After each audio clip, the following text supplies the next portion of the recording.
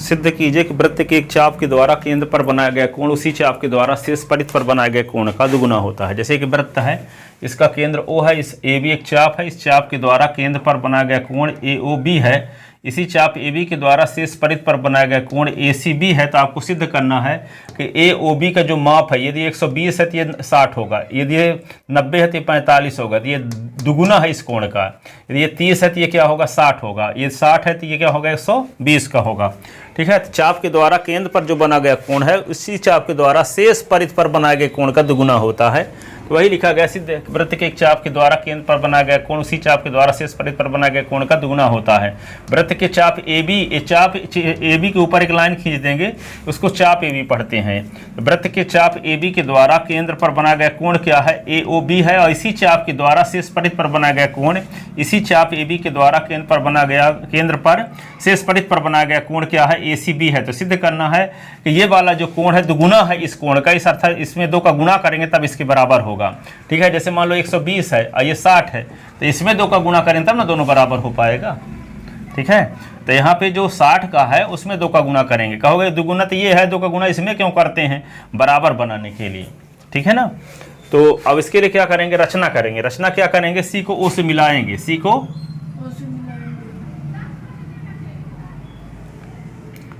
ओ से मिलाएंगे, यम तक बढ़ाएंगे। सी को ओ से मिलाया तथा यम तक बढ़ाया। रचना, सी को ओ से मिलाया तथा यम तक बढ़ाया।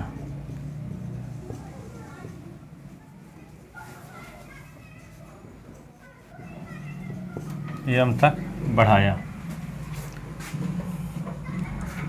यम तक बढ़ाया। देखो यहाँ पे विशेष ध्यान रखना, ये आपको बताया था किसी त्रिभुज की, एक त्रिभुज ABC है, इसकी एक भुजा को बढ़ा दो तो ये कोण जो बनता है इसको क्या बोलते हैं, बहिष्कोण। त्रिभुज की एक भुजा को बढ़ा देने से जो कोण बनता है वो क्या कहलाता है, बहिष्कोण। तो ये बहिष्कोण जो होता है पास वाले कोण को छोड़कर शेष 2 कोणों के योग के बराबर होता है। यानी किसी त्रिभुज का बहिष्कोण दूरस्थ 2 अंतः कोणों के योग के बराबर होता है। तो ACB का जो माप होगा वह B और A के योग के बराबर होगा। ठीक है, तो सिद्ध करना किसी तरह। तो यहाँ पे क्या होगा, CO को बढ़ा दिए यम तक, तो यहाँ पे एक बहिष्कोण बन रहा है कि नहीं बन रहा है।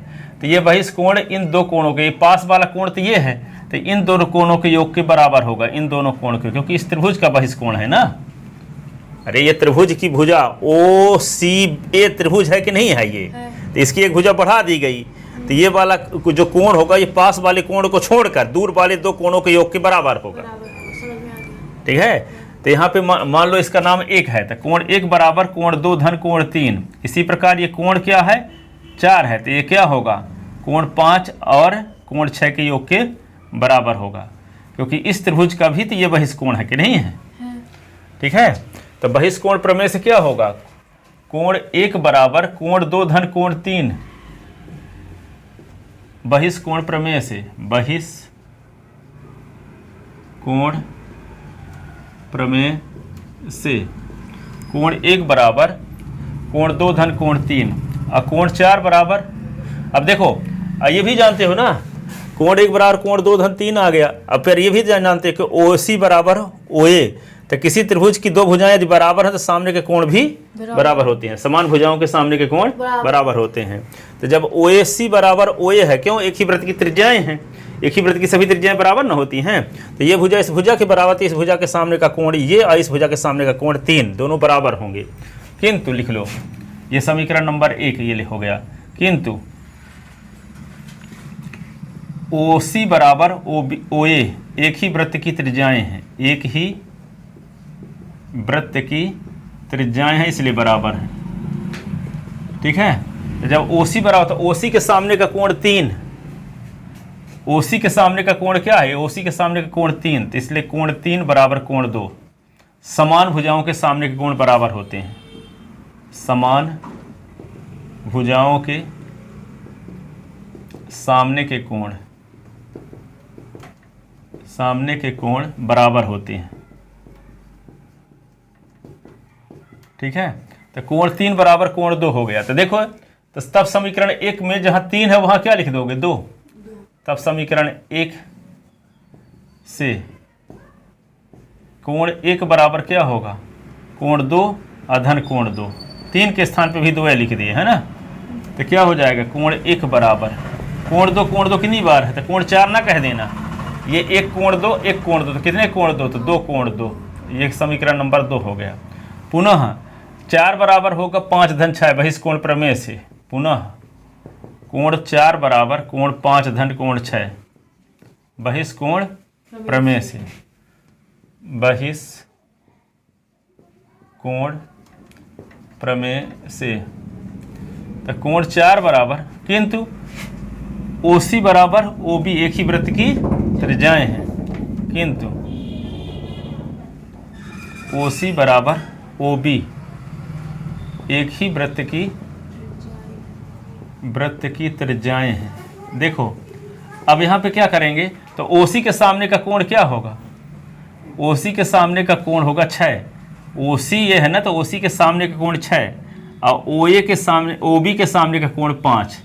तो कोण 6 बराबर क्या होगा? कोण 5। रीजन क्या लिखोगे? समान भुजाओं के सामने के कोण बराबर होते हैं। समान भुजाओं के सामने के कोण बराबर होते हैं। ठीक है। तो देखो यहाँ पे अब इस समीकरण ये 3, तब समीकरण 3 से क्या मिल जाएगा? कोण 4 बराबर जहाँ 6 है वहाँ भी 5 लिख देंगे। 6 बराबर 5 तो कोण 5 धन कोण 5, तो कोण 5 2 बार ना है। तो कोण 4 बराबर 2 कोण 5। ये समीकरण नंबर क्या हो गया? 4। तो समीकरण 4 और 2 को जोड़ो तो 1 और 4 मिलके क्या हो जाएगा? 1 4 मिलके हो जाएगा AOB। ठीक है। और यहाँ पे क्या है? 2 कोण 2 है और यहाँ 2 कोण 5, 2 कॉमन ले लेंगे तो कोण 2 और कोण 5 बचेगा और 2 और 5 मिलके ACB हो गया। हाँ। तो समीकरण 2 और 4 को जोड़ने पर, क्वेश्चन लिख चुके हो ना? हाँ। कि नहीं लिखा? समीकरण 2 धन 4 से 2 धन 4 से तो दोनों को जोड़ेंगे 2 और 4 को, तो क्या होगा? बायां पक्ष के साथ जुड़ेगा और दायां पक्ष दायां पक्ष के साथ। तो कोण 1 धन कोण 4 बराबर 2 कोण 2 प्लस 2 कोण 5। तो 1 और 4 मिलके क्या हो गया? AOB। कोण AOB 2 कॉमन ले लिए तो कोण 2 धन कोण 5। तो कोण AOB बराबर 2 इंटू 2 और 5 मिलके ACB। कोण ACB hence proved. ACB hence proved. यही सिद्ध करना था। वृत्त के एक चाप के द्वारा केंद्र पर बनाया गया कोण इसी चाप के द्वारा शेष परिधि पर बनाए गए कोण का दुगुना होता। इसी के आगे इसी में है अर्धवृत्त का कोण समकोण होता है।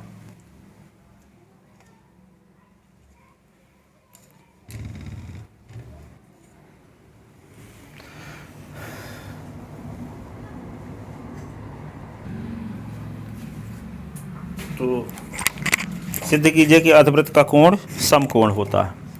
अर्धवृत्त का कोण समकोण होता है। ठीक है। तो ये सिद्ध किया गया कि किसी चाप के द्वारा केंद्र पर बनाया गया कोण इसी चाप के द्वारा शेष परिधि पर बनाए गए कोण का दुगुना होता है। ठीक है। अब हम सिद्ध करेंगे कि अर्धवृत्त का कोण समकोण होता है। तो अर्धवृत्त का कोण समकोण सिद्ध करने के लिए क्या करेंगे? देखो इसको मिटा देते हैं।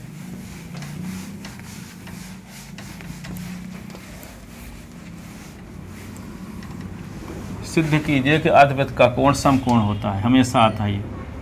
सिद्ध कीजिए कि अर्धवृत्त का कोण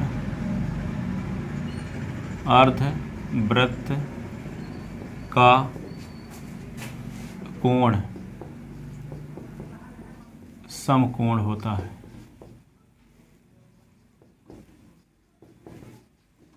अर्धवृत्त का कोण समकोण होता है। ये क्या है? वृत्त में कोई चाप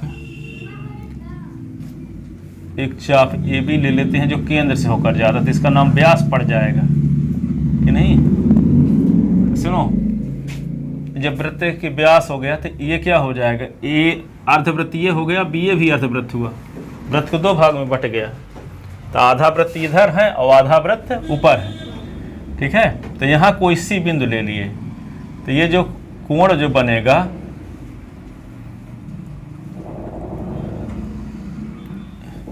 ये अर्धवृत्त है।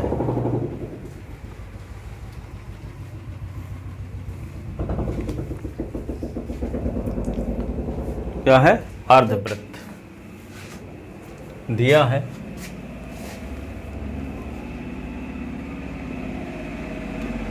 चाप ए बी अर्धवृत्त है। चाप ए बी क्या है, अर्धवृत्त है, तथा कोण ए सी बी अर्धवृत्त का कोण है। चाप ए बी अर्धवृत्त है जिसका केंद्र O है, जिसका केंद्र O पर है, और ए सी बी कोण ए सी बी अर्धवृत्त का कोण है, अर्धवृत्त का कोण है। चाप ए सी बी अर्धवृत्त का कोण है। तब हमें सिद्ध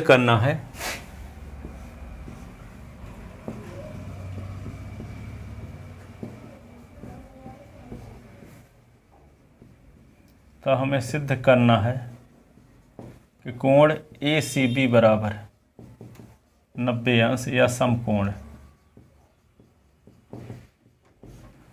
ए सी बी बराबर 90 अंश या समकोण, ठीक है। इसके लिए सिद्ध क्या कर, अभी हमने सिद्ध किए हैं, एक चाप के द्वारा केंद्र पर बनाया गया कोण इसी चाप के द्वारा शेष परिध पर बनाए कोण का दुगुना होता है। तो ये वाला कोण दुगुना होगा कि नहीं होगा इस कोण का। तो ये तो जानते हो सरल कोण है तो 180 अंश का होगा, तो ये कोण 180 अंश का आधा ना हो जाएगा, 90 अंश। ये कहो कि ये कोण इस कोण का दुगुना होता है, चाहे ये कहो कि ये कोण इस कोण का आधा होता है, की बात ना हुई। तो क्या होगा, जब ये सरल कोण है तो 180 अंश का होगा, तो 180 का आधा क्या होगा, 90 अंश। सिद्ध हो गया।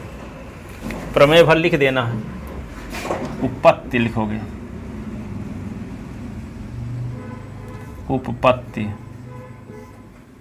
हम जानते हैं कि वृत्त के एक चाप के द्वारा केंद्र पर बनाया गया कोण उसी चाप के द्वारा शेष परिध पर बनाया गया कोण का दुगुना होता है। तो लिख दो, हम जानते हैं वृत्त के एक चाप के द्वारा, वृत्त के एक चाप के द्वारा केंद्र पर बनाया गया कोण, केंद्र पर बनाया गया कोण उसी चाप के द्वारा, उसी चाप के द्वारा शेष परिध पर बनाए गए कोण का दुगुना होता है, 2 गुना होता है, का 2 गुना होता है। इसलिए कोण ए ओ बी बराबर 2 गुणे कोण ए सी बी, यही ना। किंतु कोण ए ओ बी क्या है, किंतु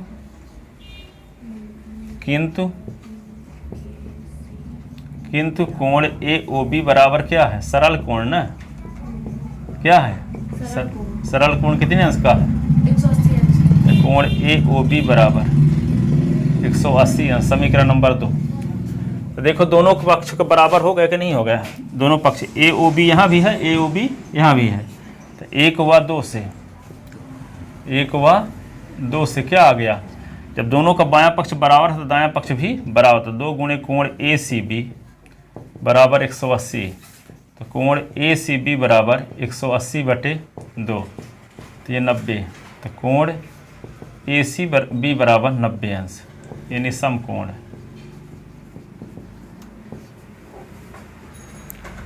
तो सिद्ध हो गया। इस प्रकार प्रमाणित हुआ कि अर्धवृत्त का कोण समकोण होता है। इस प्रकार प्रमाणित हुआ कि अर्धवृत्त का कोण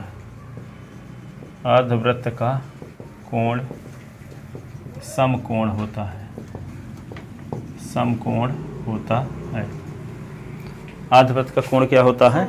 समकोण होता है। ये तो आसान है कि नहीं? दो लाइन की, ठीक है। एक ठो और देखो, सिद्ध कीजिए कि वृत्त के एक ही खंड के दो कोण बराबर होते हैं। छोटा सा ये भी है, इसी प्रमेय पर आधारित, ठीक है। सिद्ध कीजिए कि वृत्त के एक ही खंड के दो कोण बराबर होते हैं। सिद्ध कीजिए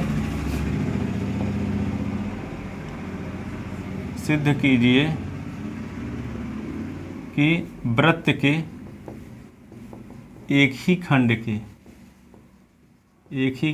के दो कोण बराबर होते हैं। सिद्ध कीजिए वृत्त के एक ही खंड के दो कोण बराबर होते हैं।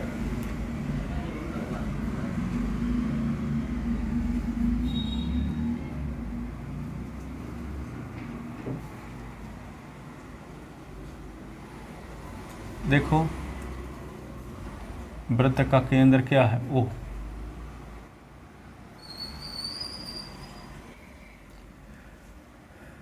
एक चाप AB है, चाप AB के एक ही खंड BA में दो कोण बन गए। मान लो एक कोण बन गया R और एक कोण बन गया S।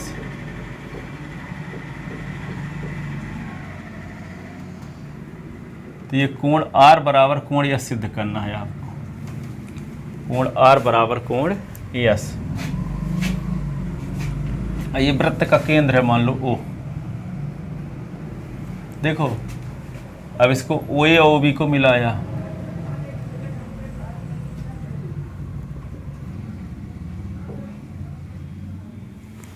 OA और OB को मिलाया, तो क्या लिखोगे? दिया है वृत्त सर्किल COR के एक ही खंड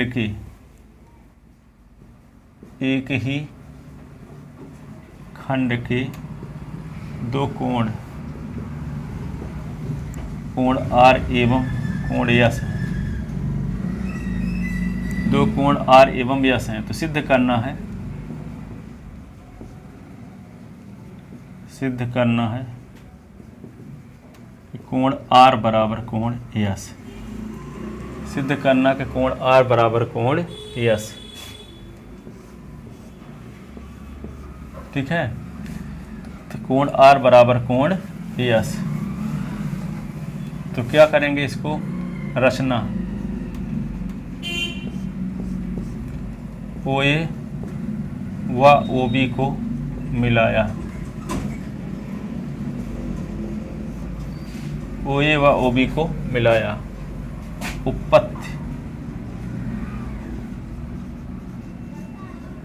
उपपत्ति में क्या लिखो? देखो, कोण AOB बराबर दो गुणे का कोण R और AOB बराबर दो गुणे कोण S, क्योंकि वृत्त के एक चाप के शेष परिधि का कोण ये भी है, शेष परिधि का कोण ये भी होगा। तो ये वाला कोण इस कोण का दुगुना होगा कि नहीं होगा? तो इस कोण का माप इस कोण के दुगुने के बराबर, इस कोण का माप भी इस कोण के दुगुने के बराबर। तो ये लेफ्ट साइड सेम है, तो ये भाई दोनों सेम होंगे, तो दो दो काट दोगे तो कोण R बराबर कोण S। तो क्या लिखोगे? कोण AOB बराबर दो गुणे कोण R और कोण AOB बराबर दो गुणे कोण S, दो गुणे कोण S। रीजन क्या दोगे? वृत्त के एक चाप के द्वारा केंद्र पर बनाया गया कोण उसी चाप के द्वारा शेष परिधि पर बनाए गए कोण का दोगुना होता है। वृत्त के एक चाप के द्वारा केंद्र पर बनाया गया कोण, केंद्र पर बनाया गया कोण उसी चाप के द्वारा उसी चाप के द्वारा शेष परिधि पर बनाए गए कोण का दुगुना होता है, इसलिए लिख दिया गया है ना। समीकरण ये 1 हो गया। समीकरण नंबर 2, 1 और 2 का बायां पक्ष सेम है कि नहीं है? तो दायां पक्ष भी सेम होगा। तो 1 व 2 से 2 गुणे कोण R बराबर 2 गुणे कोण यस, 2 2 काट दो तो कोण R बराबर कोण यस। हैंस प्रूव्ड,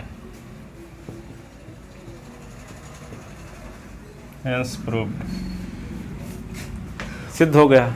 इस प्रकार प्रमाणित हुआ कि वृत्त के एक ही खंड के दो कोण बराबर होते हैं। इस प्रकार प्रमाणित